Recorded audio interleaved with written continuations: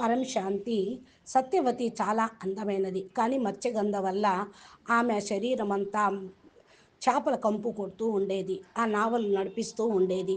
తన యొక్క జీవితం మలుపు చెందటానికి కారణం ఏంటి అంటే ఆమె యొక్క సౌందర్యమే అయి ఉండవచ్చు.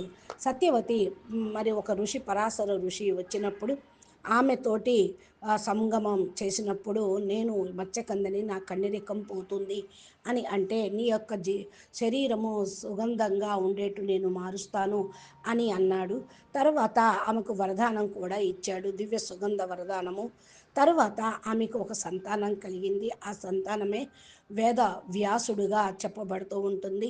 ఆశీర్వాదం ఇచ్చాడు. మహా సంతుని యొక్క జన్మ జరిగింది కాబట్టి వేద వ్యాసుడి తపస్సు కోసం వెళ్ళిపోయాడు పుట్టంతోటి. సత్యవతి అందంగా శంతనుణ్ణి వివాహం చేసుకొని